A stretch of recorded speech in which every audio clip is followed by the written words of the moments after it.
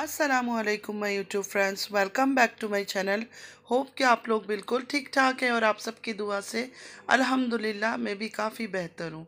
और अल्लाह पाक से यही दुआ है कि आप लोग हमेशा सही सलामत रहे, खुश रहे अपने अपने घरों में अपनी फैमिली के साथ। आमीन सुम्मा आमीन। नमाज़ पढ़ा कीजिएगा, नमाज हम पर फ़र्ज़ है। अब आज की स्टार्टिंग तारा से ही करेंगे हम। हमें तो अपनों ने लूटा, गैरों में कहाँ दम था।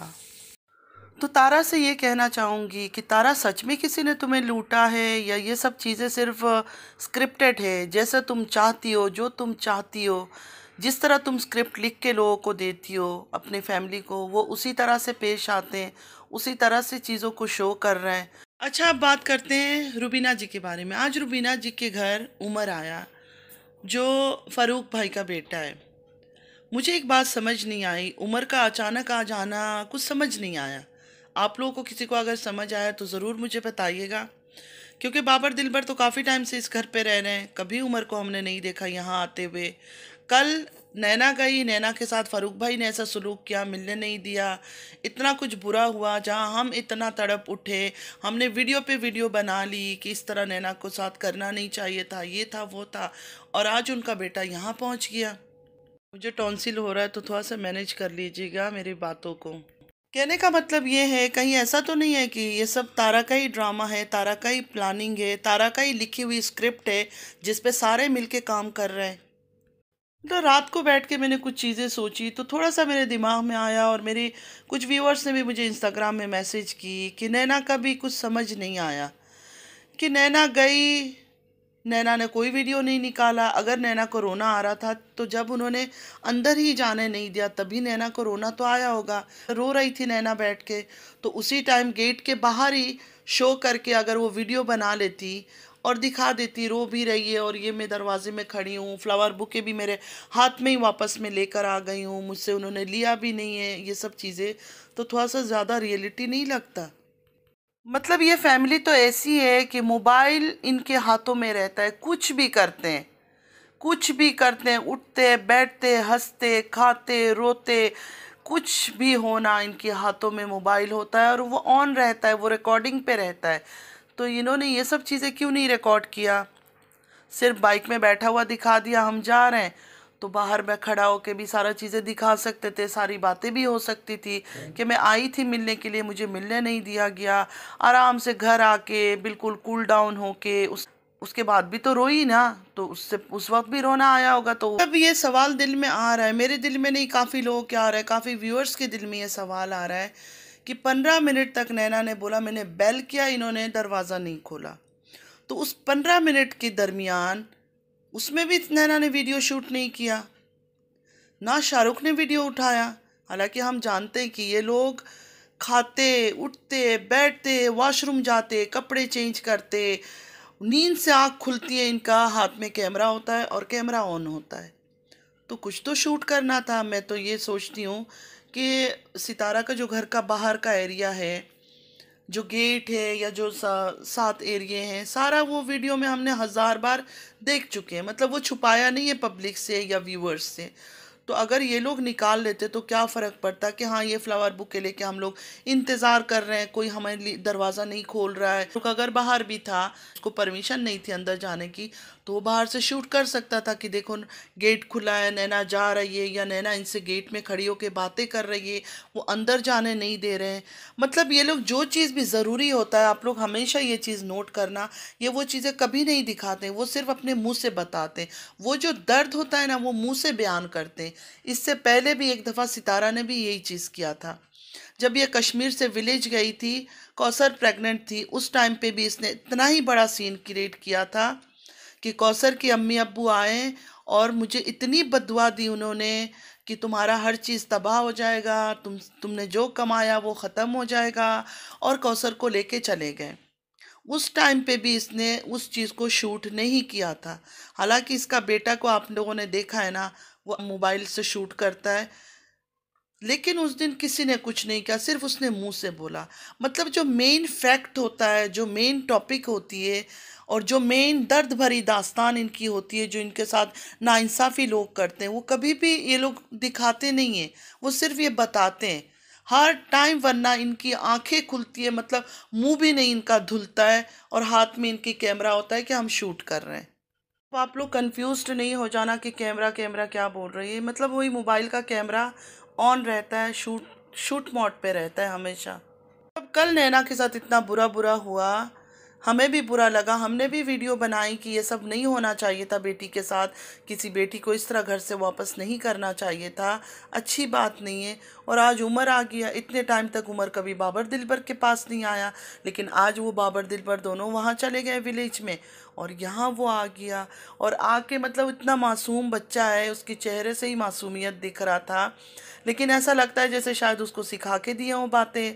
क्योंकि जब रुबीना जी बोल रही थी कि तुम्हारे अब्बू को मैंने कॉल किया, नहीं उठाया, इतना तुम्हारी अम्मी को कॉल किया, पहले तो बच्चे ने बोला कि वो सो रहे होते हैं या कुछ ऐसा, उसके बाद फिर उन्होंने बोला नहीं रात को किया था, तो उसने क्या बोला, मतलब इतना सा मासूम चेहरा था उसका, लेकिन आपको लगता है कि उसने खुद से ये बात कही होगी। आपको लगता है, सिर्फ गौर से सुनिएगा कि सबकी अपनी अपनी मर्जी है, जो जो करता है, मतलब वो अपने माँ बाप के खिलाफ बात करेगा विदाउट उनकी परमिशन। आपको क्या लगता है इस जगह पे जो इसने ये बात कही माँ बाप के बारे में, तो यही तो कहा ना, क्या उनकी मतलब उनकी मर्जी है, किसी के साथ रखे ना रखे, इतना सा बच्चा, उसको इतनी ज़्यादा समझ है। और मेन बात यह है कि वो फारूक भाई का बेटा है, उसको नहीं पता होगा कि फ़ारूक भाई का रुबीना जी या नैना इन लोगों के साथ नहीं बनता है।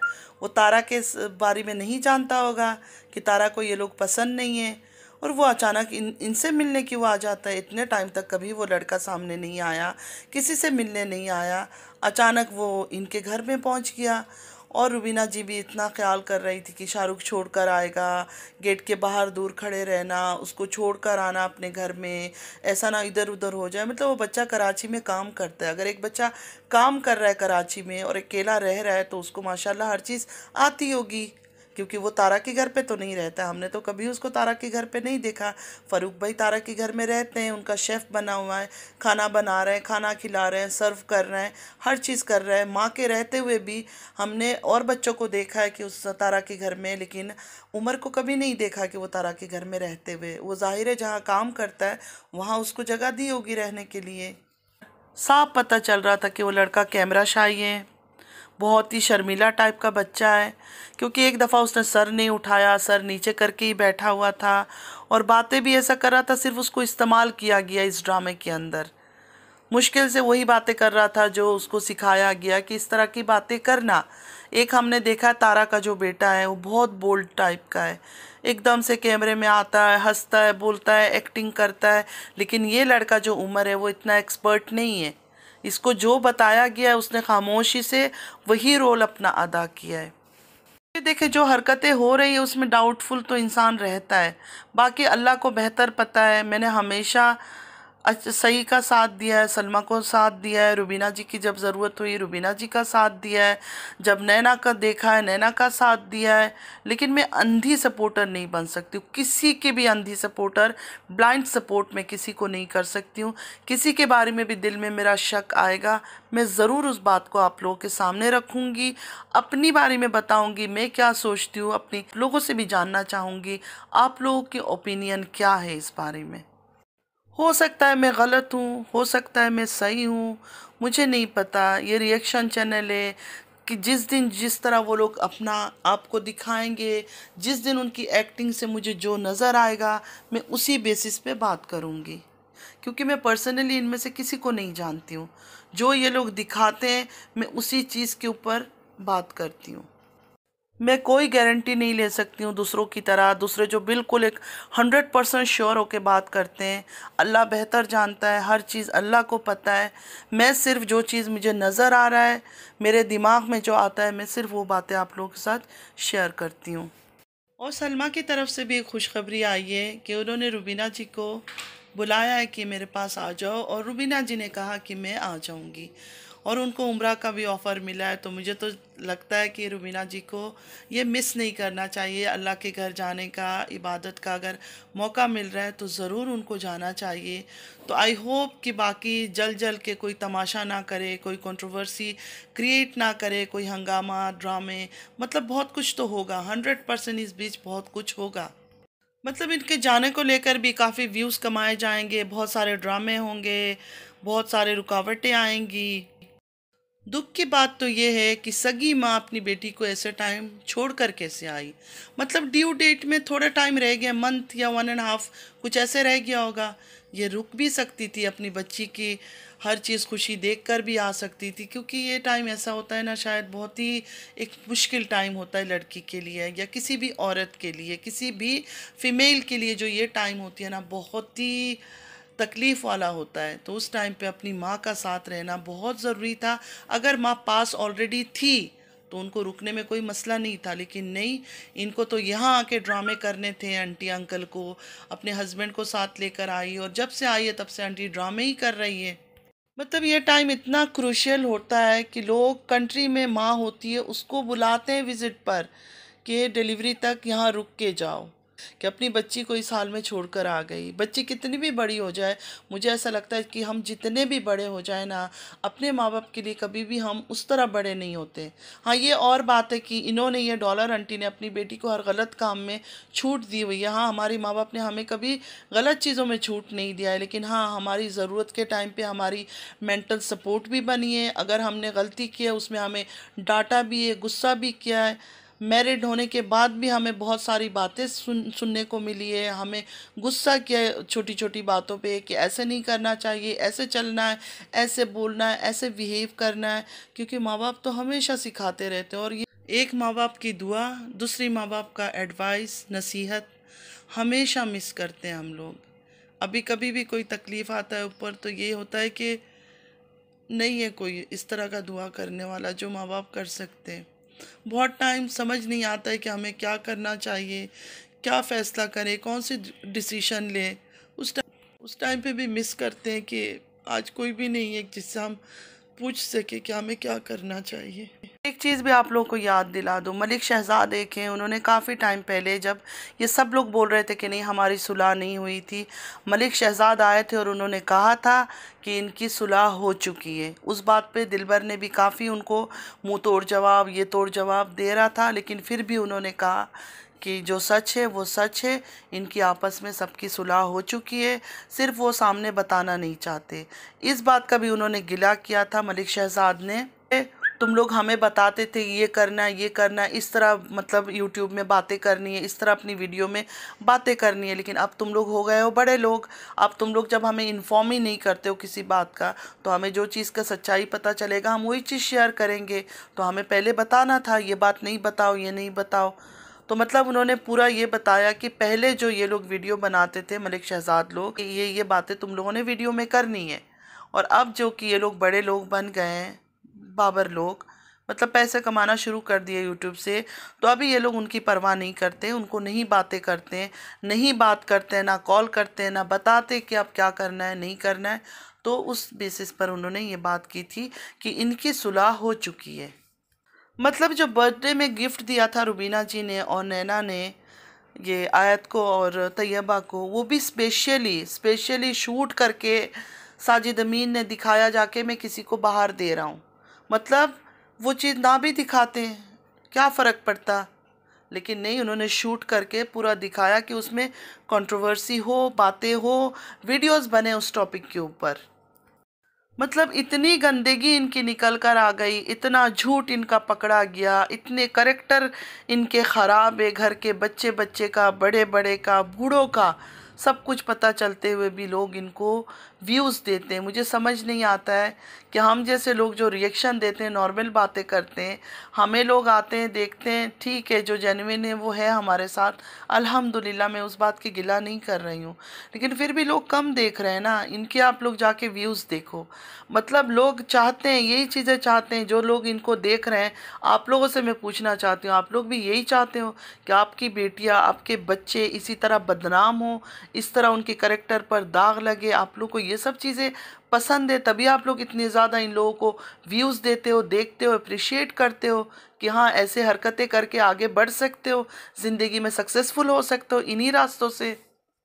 एक बार तो इंसान सोचता है कि ये कोई फिल्म स्टार नहीं है, तारा कोई फिल्म स्टार नहीं है कि इसके बारे में इतनी स्कैंडल और ये और वो र्यूमर्स निकल कर बाहर आए। ये घरेलू औरत है, अगर इसके बारे में कुछ निकल रहा है, इसकी फैमिली के औरतों के बारे में कोई बातें निकल रही है, इसके घर के लड़कों के बारे में कोई बातें निकल कर बाहर आ रही है, तो ये लोग कुछ ना कुछ करते तो होंगे, तभी बाहर निकल रही है ना। ऐसे तो बाहर नहीं निकल सकता कोई बात। ऐसे कोई बैठा हुआ अगर ब्लॉगिंग कर रहा है, पाकिस्तान में माज है, पता नहीं और कौन कौन है, उनके बारे में क्यों नहीं बातें निकल रहा है? वो भी तो अपनी बहन को दिखाते हैं, बीवी को दिखा रहे हैं, बच्चों को दिखा रहे हैं, उनके बारे में बातें कोई क्यों नहीं करता है? मतलब वो भी तो अपनी फैमिली को दिखाते हैं, उनकी ब्लॉगिंग तो उनके घर के अंदर ही होती है। तारा की तरह उड़ उड़ के उनको बाहर नहीं जाना पड़ता है, घर के अंदर वो ब्लॉगिंग करते हैं। माशाल्लाह हर चीज़ अच्छा है, उनके व्यूअर्स भी एक एक दिन का उनका मिलियन व्यूज़ आता है।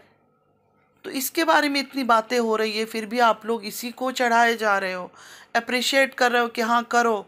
मतलब अपनी बेटियाँ, अपनी आने वाली नस्ल को ये बता रहे हो कि बदनामी हो, कुछ भी हो, कोई बात नहीं, जब तक तुम पैसे कमा सकते हो तो तब तक पैसे कमाओ। व्यूअर्स तारा को देखते हैं और खुश होते हैं और कहते हैं कि हमें कोई परवाह नहीं है, हमें उसका ब्लॉगिंग अच्छा लगता है। तो उसको जो व्यूज़ देते हो आप लोग और उसको जो सर पे चढ़ा रहे हो, कल को आपके घरों की बेटियां, आपकी बहनें अगर इस तरह का निकल कर आ जाए ना, तो अफसोस नहीं करना। ने हमारी इंसल्ट करवा दिए, क्योंकि आप जिस औरत को इतनी अप्रिशिएट कर रहे हो तो उसके बारे में भी एक बार सोचना। जो चीज़ आप पसंद करते हो सकता है अल्लाह आप लोगों को वही चीज़ एक दिन दिखाए, आपके घरों से वो चीज़ें निकल कर बाहर आए। क्योंकि कहते हैं ना कि अच्छी चीज़ों को फॉलो करोगे तो अच्छी चीज़ फॉलो बैक होगा, बुरे चीज़ों की ख्वाहिश करोगे तो बुरा चीज़ ही मिलेगा। तो इंसान जैसे नियत रखता है, जैसे सोच रखता है, इंसान जिस तरह चीज़ों को पसंद करता है ना, अल्लाह एक दिन उसके सामने वही चीज़ें लाके ज़रूर खड़ा करता है। तो इतनी ज़्यादा अप्रिशिएट जब आप लोग करते हो तो एक बार सोचा करो कि कल को अगर हमारी बहू बेटियां भी ऐसे निकल कर आ गई और उनके पीछे भी ऐसे ही बदनामी और थू थू किया लोगों ने, तो हम क्या करेंगे? कि कमेंट में जब आप लोग बातें करते हो, शाबाशी देने के बजाय अगर उसको इन चीज़ों से बोलते कि इजाशा के बारे में बात क्लियर करो, इजाशा के बारे में क्यों नहीं सवाल करती हो, क्यों नहीं पूछते हो, तो मुझे समझ आता कि आप लोग उसका रियल चाहने वाले हो या चाहने वालिया हो। जब हम किसी को प्यार करते हैं, जब हम किसी को पसंद करते हैं, तो हमारी ये कोशिश होती है, अगर वो इंसान बिगड़ा हुआ भी है तो उसको कोशिश करते हैं, चाहे उसको ताना दे के, चाहे उसको टॉन्ट मार के उसको सही रास्ते पे लेकर आए। ये नहीं कि अगर वो जहन्नम की तरफ जा रहा है तो उसको और भी ढकेलते जाएं कि जाओ तुम पूरी तरह से जहन्नम में चली जाओ।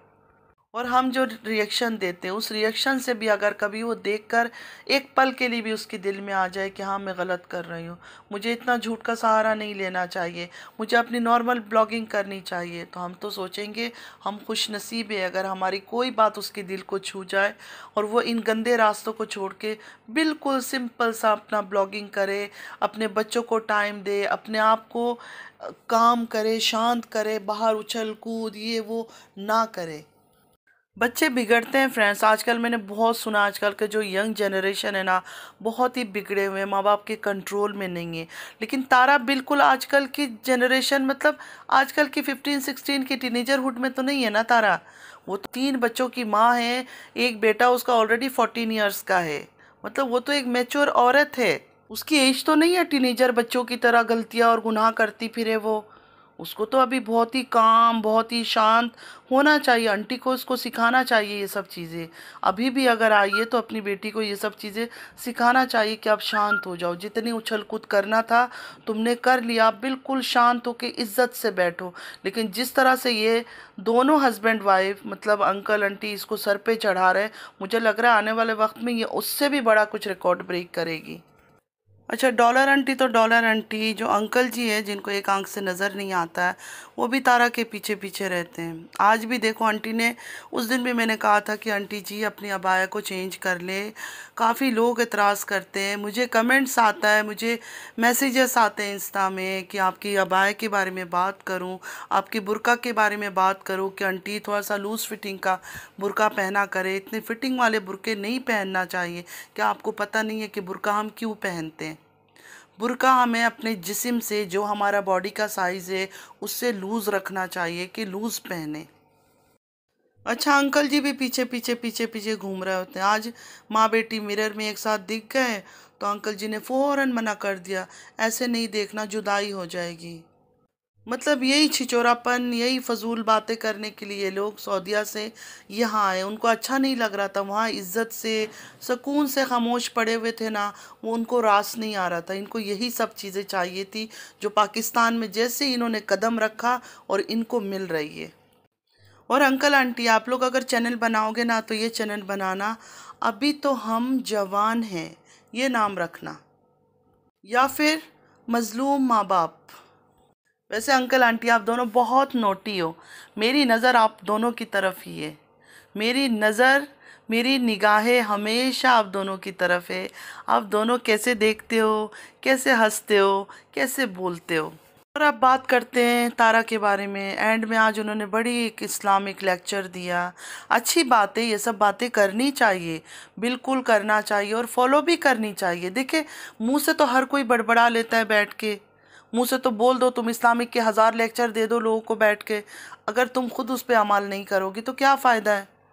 पहले खुद पे भी तो अप्लाई करो ना। ये बड़ा अच्छा बात कहा तुमने, आज 10 रुपया कमा रहे हो, कल 20 रुपया कमा लोगे।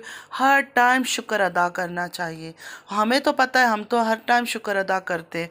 जैसे कि आपके सो कॉल्ड हस्बैंड ने कहा इतने इतने से व्यूज़ आते हैं, हम इसमें भी शुक्र अल्हम्दुलिल्लाह। हमारा एक सब्सक्राइबर हमें जब सब्सक्राइब करता है ना, हमारे दिल से शुक्र अल्हम्दुलिल्लाह निकलता है।